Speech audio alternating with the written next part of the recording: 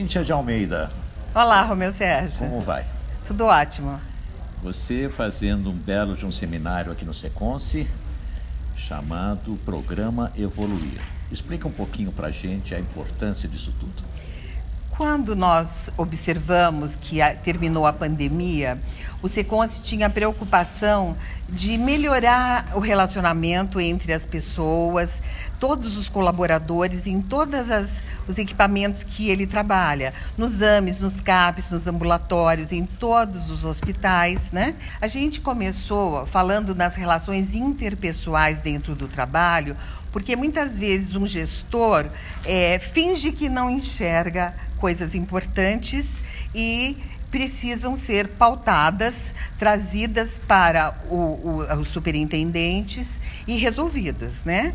Então, a relação interpessoal dentro do trabalho, todas as questões de ética e de moral e as escolhas que nós fazemos, nós também falamos aqui, com áudios, com vídeos e também com exemplos, né, de ações éticas e também de relacionamento. Cita um exemplo dessas ações éticas ou um desses exemplos dessas relações interpessoais ou profissionais no trabalho que as pessoas às vezes não se apercebem.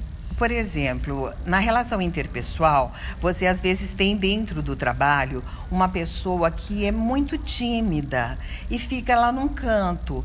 E sem querer, o gestor daquele espaço, o gerente, o supervisor, não sabe que aquela pessoa, por falta de contato e por tanta timidez, que ela pode ser de grande valia, que ela sabe falar vários idiomas, por exemplo, fala russo, fala inglês fluente, e pode vir a servir a esse gestor de uma forma inacreditável. Tem uma riqueza de valores essa pessoa. Uma outra questão que parece que é o que permeia essas novas relações hoje são questões bastante delicadas e pouco compreendidas, porque, de novo, elas carregam uma carga, uma vivência que é passada de gerações a gerações, que é a questão da cobrança da performance e, às vezes, que hoje é chamado de assédio moral. Número 2, na mesma linha. A questão, às vezes, de um gracejo entre parceiros ou de uma postura maior de liderança para um liderado que pode ter alguma conotação sexual. Como é que é isso hoje nas empresas? Como é que isso é tratado? Isso é bem ambivalente e as pessoas fazem muita confusão na distinção do assédio moral com o assédio sexual. O assédio moral, ele tem que ter ações reiteradas, tem que ser diárias, assim, cotidianas. A pessoa tem que encontrar um alvo. O superior hierárquico tem que encontrar um alvo e ele tem que fazer cobranças ou oferecer para essa pessoa metas que ela não consegue atingir jamais, ou colocá-la numa sala sem total iluminação ou sem janela, não dá condições. Então, isso é um assédio moral. Isso tem uma intenção. Existe uma intenção subliminar, mas a gente tem que fazer uma ilação com o que as empresas antigamente esperavam do colaborador. As empresas esperavam somente produção e lucro. Hoje existe essa humanização na ambiência, para tornar a ambiência mais agradável. Mas essas brincadeiras que vêm de hierarquia para colaborador, elas não são adequadas. Elas podem ser adequadas na mesma hierarquia, mas do colaborador para o chefe, o superior hierárquico, e do superior hierárquico para o colaborador, elas não são devidas, não são incabíveis, mas não são devidas. E pode se configurar na justiça o assédio moral.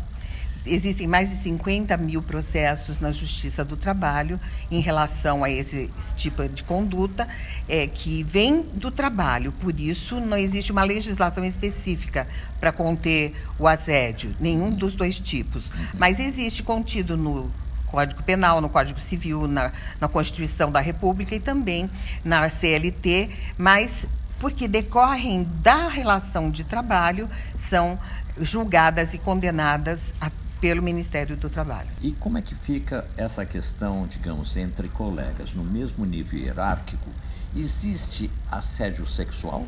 Sempre existiu. O que caracteriza? E existe assédio sexual de uma mulher para um homem? Existe.